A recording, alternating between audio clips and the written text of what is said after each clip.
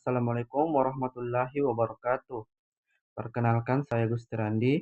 Di sini saya akan menjelaskan dua contoh soal tentang program linear. Baik, langsung saja kita ke soalnya. Di sini kita diberikan dua fungsi kendala, yaitu 2x1 dikurang x2 kurang dari sama dengan 20 dan x1 dikurang 2x2 kurang dari sama dengan 20 dengan syarat x1 dan x2-nya itu lebih dari atau sama dengan 20. Untuk soal yang pertama, tunjukkan secara grafis bahwa daerah visible-nya itu tidak terbatas.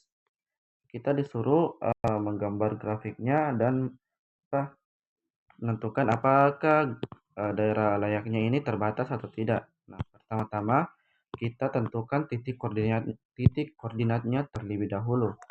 Caranya itu kita misalkan x1-nya itu adalah 0. Jadi yang tersisa adalah negatif x2 sama dengan 20. Jadi nilai x2-nya adalah negatif 20. Dan selanjutnya kita misalkan x2-nya itu adalah 0. Berarti yang tersisa itu adalah 2x1 sama dengan 20. Jadi x1-nya itu sama dengan 20 dibagi 2. 20 dibagi 2 sama dengan 10. Jadi nilai x1-nya adalah 10. Maka titik titik koordinat yang kita dapatkan adalah 0, negatif 20 dan 10,0. Untuk fungsi kendal yang kedua, kita misalkan lagi x1-nya itu adalah 0, ya. X1-nya sama dengan 0, maka x2-nya itu sama dengan 20 dibagi dengan negatif 2. 20 dibagi dengan negatif 2 sama dengan negatif 10. Nah, sekarang kita misalkan x2-nya itu sama dengan 0. Jadi x1-nya sama dengan 20. Sekarang kita sudah mendapatkan titik koordinatnya, ya. Kita bisa lihat gambar ini. Untuk titik koordinat yang pertama ialah 0,-20 dan 10,0. Kita bisa tarik garis. Nah, terus fungsi kendala yang kedua, kita mendapatkan titik 0,-10 dan 20,0. Ya, jadi daerah layak dari grafis ini adalah yang di bagian sini, karena di fungsi kendala kedua-duanya itu kurang dari sama dengan 0. Tandanya itu kurang dari sama dengan 0. Jadi fungsi kendalanya ada di dalam. Berarti daerah visible-nya atau daerah layaknya ini terbatas, bukan tidak terbatas. Baik, lanjut ke bagian B-nya. Jika fungsi objektifnya memaksimalkan Z sama dengan negatif X1 ditambah X2, apakah memiliki solusi optimal? Ya, tentu saja, karena daerah visible-nya terbatas, ya. Jadi untuk menentukan solusi optimalnya, kita harus mengevaluasi nilai Z-nya di titik sudut daerah layak, karena solusi optimalnya itu solusi optimal dari program linear ada di titik sudut dari daerah layak. Jadi kita bisa tandakan ini adalah sudut A dan titik potongnya adalah sudut B, titik C dan titik D. Nah, kita bisa tulis titik A-nya itu sama dengan 0,-10 dan titik potongnya belum diketahui. Titik C-nya itu 10,0 dan titik D-nya adalah 0,0. Untuk menentukan titik potongnya, kita lakukan eliminasi dari fungsi kendala yang ada. Nah, di sini kita eliminasi 2x1 dikurang x2 sama dengan 20 dan x1 dikurang 2x2 sama dengan 20, dan kita mendapatkan nilai dari x2-nya sama dengan 20. Tapi ini tidak layak, ya, tidak visible, karena syarat yang terdapat dalam soal itu x2-nya itu harus lebih dari atau sama dengan 0. Jadi untuk titik potongnya ini tidak optimal. Dan untuk titik A juga tidak optimal karena X2-nya ini negatif 10, yaitu kurang dari X kurang dari 0. Maka kita akan menggunakan titik C dan D untuk menentukan solusi optimalnya. Kita hitung satu persatu. Negatif 10 ditambah 0 sama dengan negatif 10. Dan negatif 0 ditambah 0 sama dengan 0. Berarti dapat kita lihat karena kita ingin memaksimalkan Z-nya, jadi solusi optimalnya yaitu 0. Selanjutnya, soal ketiga atau bagian C-nya. Bagaimana kalau jika fungsi objektifnya itu sama dengan Z sama dengan X1 dikurang X2? Di manakah letak solusi optimalnya? Kita hitung lagi untuk titik C-nya dan titik D. Di sini Z sama dengan 10 dikurang 0. Kurang ini harusnya. 10 dikurang 0 sama dengan 10. Dan Z sama dengan 0 dikurang 0 sama dengan 0. Karena yang kita cari adalah memaksimalkan Z-nya, maka solusi optimalnya adalah titik 10,0 atau titik C. Baik, langsung lanjut ke soal atau bagian D-nya. Untuk fungsi objektif, di mana model ini tidak memenuhi solusi optimal, apakah ini berarti tidak ada solusi baik menurut model? Jelaskan apa yang kemungkinan salah dalam model ini. Karena daerah visible-nya ini terbatas, ya, maka untuk fungsi objektif linear pasti selalu ada solusi optimalnya. Jadi tidak mungkin tidak layak, ya, dan tidak ada yang salah dalam model ini. Baik. Lanjut ke bagian E. Pilih fungsi objektif yang menyebabkan model ini tidak memiliki solusi optimal. Dan lakukan metode simplex langkah demi langkah untuk menunjukkan bahwa Z tidak terbatas, ya. Sudah ditunjukkan dalam tabel kalau model ini memiliki daerah layak yang tidak terbatas. Jadi kita tidak bisa melakukan metode simplex.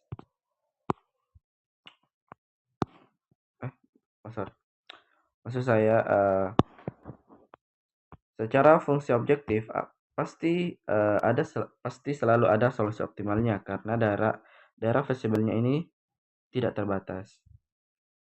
Baik, lanjut ke soal nomor 2, yaitu diberikan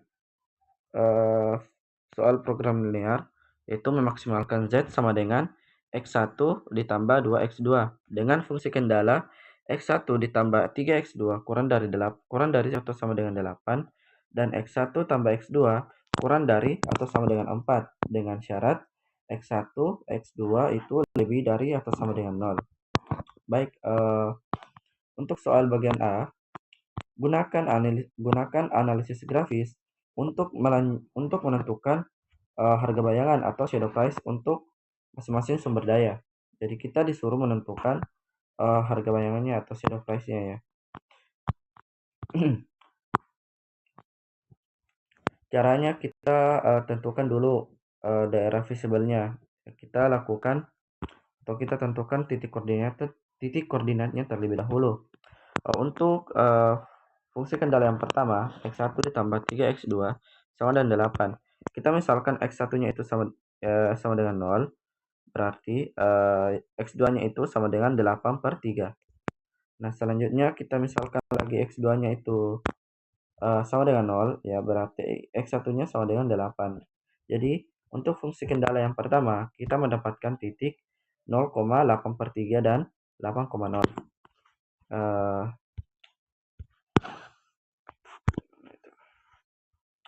8/3 itu kayak 2,6 di sini.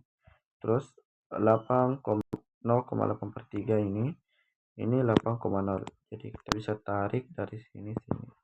Nah, terus fungsi kendala yang kedua, titik koordinatnya adalah kita misalkan X1-nya itu sama dengan 0, berarti X2-nya sama dengan 4. Dan selanjutnya kita misalkan X2-nya itu sama dengan 0, berarti X1-nya juga 4. Maka kita mendapatkan titik koordinat 0,4 dan 4,0, ya.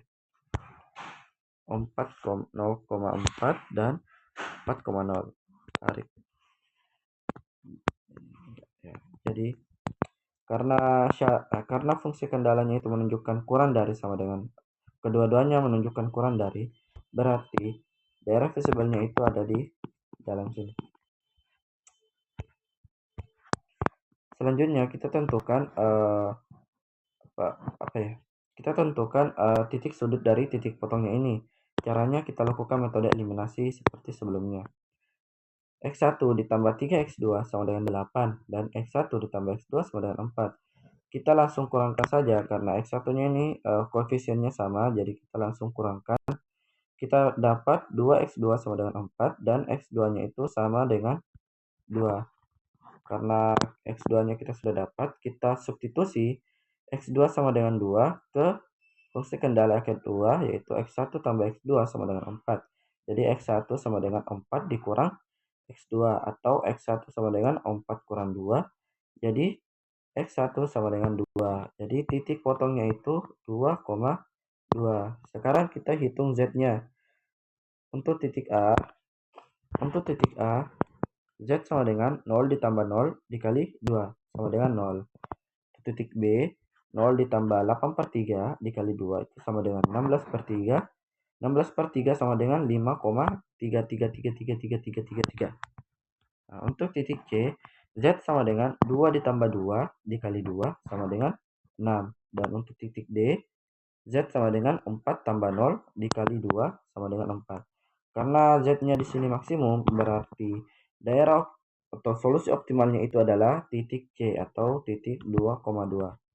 Nah, untuk menghitung shadow price untuk bagian shadow price kendala pertama, kita untuk ruas kanannya kita tambahkan 1.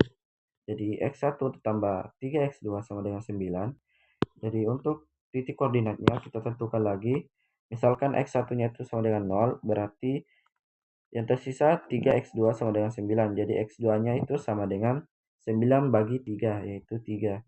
Dan selanjutnya kita misalkan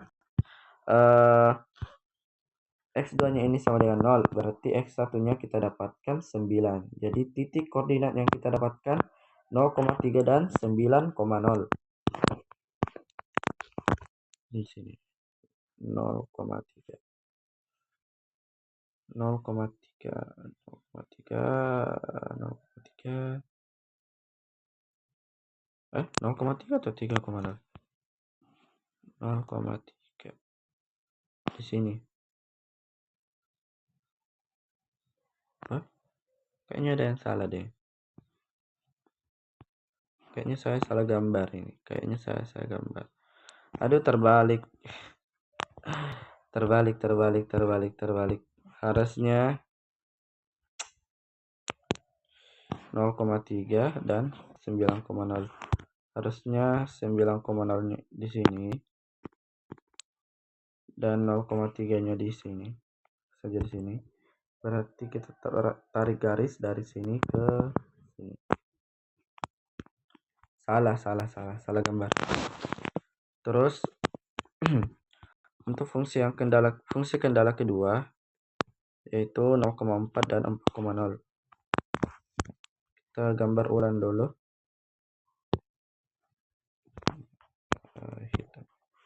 0,4 dan 4,0. Kita tarik garis.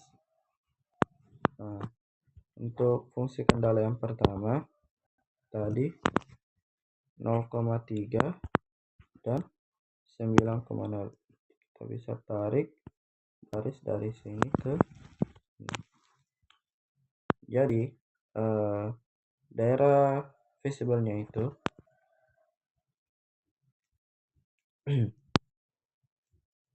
ada di sini.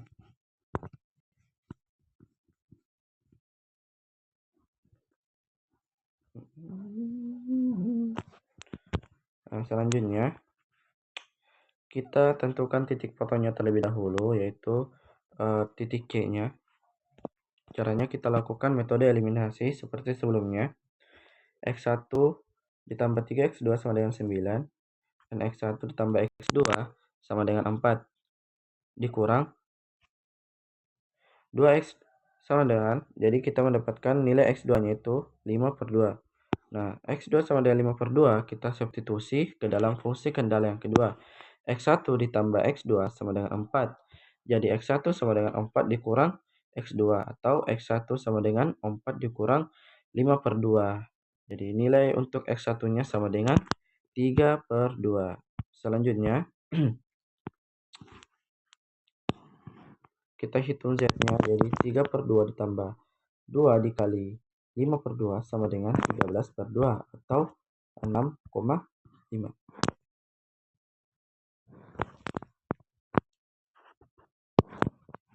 Jadi karena Z-nya di sini, aduh, salah tulis lagi saya. Harusnya di sini 6, di sini 6,5. 6,5 dikurang 6. Jadi hasilnya itu harusnya 0,5. Ya, jadi untuk shadow price kendala yang pertama hasilnya itu 0,5. Nah, selanjutnya kita hitung shadow price kendala yang kedua, yaitu X1 ditambah X2 sama dengan 5 ya. Ruas kanannya ditambah dengan 1 yang sebelumnya 4, sekarang 5. Hitung tentukan titik koordinatnya. Misalkan X1-nya itu 0, berarti X2-nya sama dengan 5. Selanjutnya kita misalkan X2-nya itu sama dengan 0, berarti X3-nya itu sama dengan 5. Jadi kita mendapatkan titik koordinat 0,5 dan 5,0. 0,5. Aduh, kecil sekali. 0,5 di sini saja. Aduh, intinya gambarnya sudah kelihatan. Ya, kira-kira seperti ini. Jadi untuk setelah itu kita tentukan titik potongnya. Titik potongnya dulu. X1 ditambah 3X2 sama dengan 8 dikurang X1 ditambah 3X2 ditambah X2 sama dengan 5. Jadi yang tersisa itu 2X2 sama dengan 3. 3X2 sama dengan 3/2.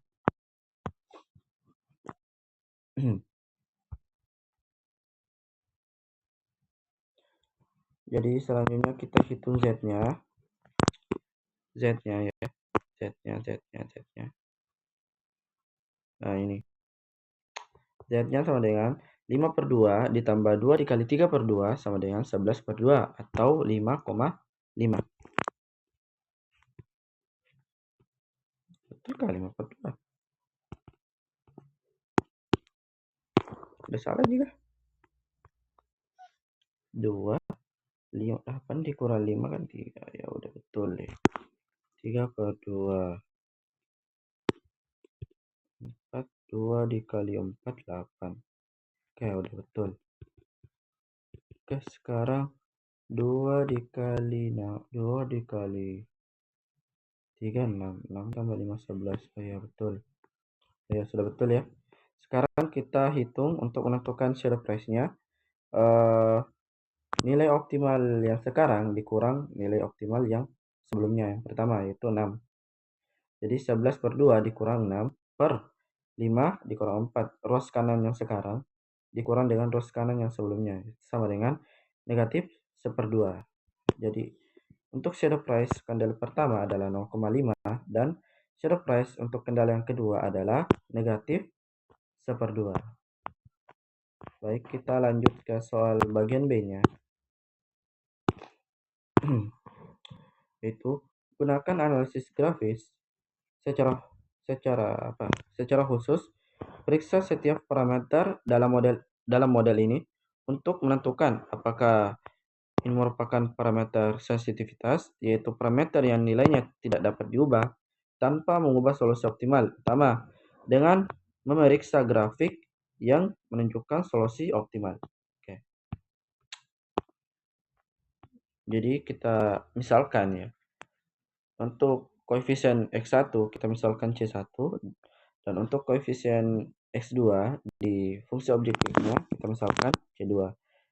Nah, di sini kan C1-nya sama dengan 1, C2-nya sama dengan 2. Ya. Kita tentukan kemiringan garisnya atau gradiennya itu negatif C1 per C2. Jadi gradien untuk fungsi objektifnya itu negatif 1/2. Nah, untuk gradien fungsi kendala pertamanya itu negatif C1 per C2 sama dengan negatif 1/3.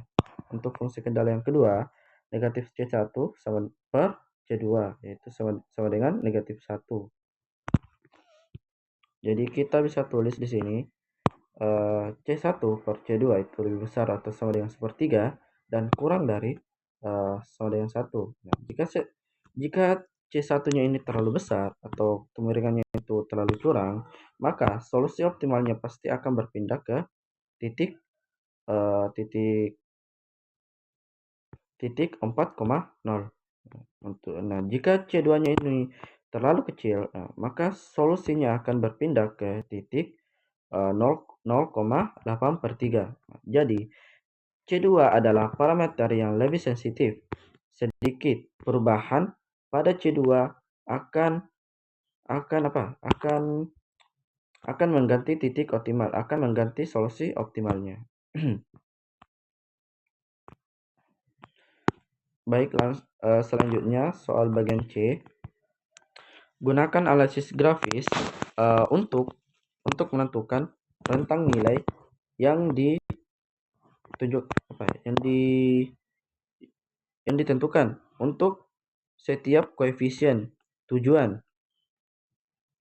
Oke, koefisien tujuan berarti fungsi kendala. Dengan fungsi objektif. Oh, dua-duanya juga. Di mana solusi optimal saat ini akan tetap optimal. Oke, baik.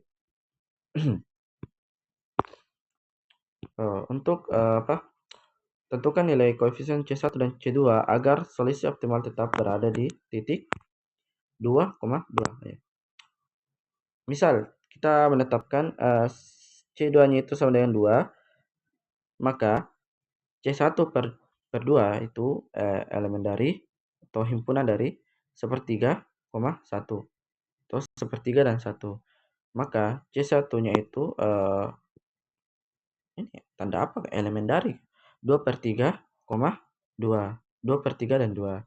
Nah, selanjutnya kita misalkan C1-nya itu sama dengan 1. Ya, maka 1 per C2 itu elemen dari 1/3, 1. Ya. Maka C2-nya itu elemen dari 1/3, 1.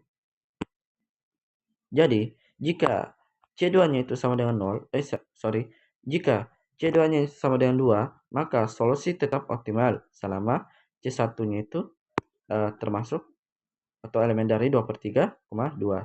Dan jika C1-nya sama dengan 1, maka solusi tetap optimal selama C2-nya itu elemen atau termasuk himpunan dari 1/3, 1. Baik, lanjut ke soal yang terakhir.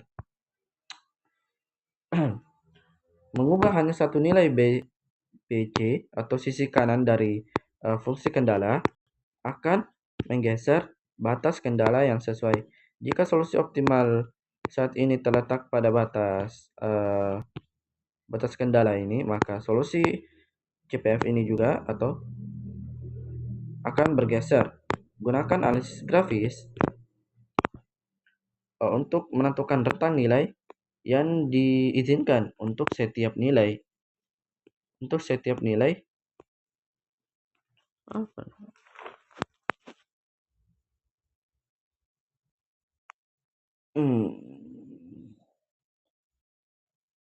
BJ di mana solusi CPF ini akan tetap layak. Kita tulis ulang dulu fungsi kendalanya, di mana X1 ditambah 3X2 itu kurang dari atau sama dengan B1, dan X1 ditambah X2 itu kurang dari atau sama dengan B2.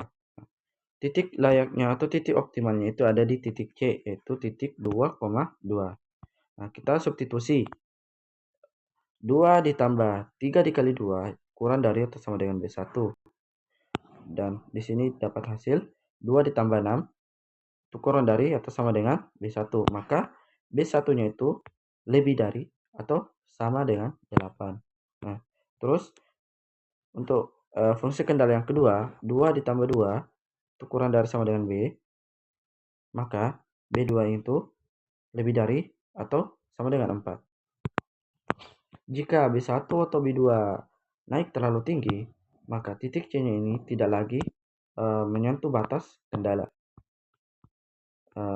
Maka nilai minimum ruas dalam maka nilai minimum ruas kanan agar titik C masih visible atau masih layak adalah B1 lebih besar atau kurang dari sama atau lebih besar atau sama dengan 8 dan B2-nya itu lebih besar atau sama dengan 4.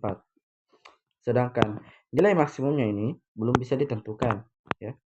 Belum bisa ditentukan, tapi secara umum perubahan kecil, perubahan kecil,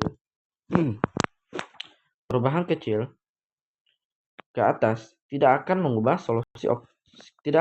solusi optimalnya dan perubahan ke bawah akan membuat titik C tidak layak atau invisible. Baik, mungkin hanya itu yang saya dapat jelaskan. Mohon maaf jika masih ada kekurangan. Kalau masih ada kekurangannya tolong ditambahkan. Assalamualaikum warahmatullahi wabarakatuh.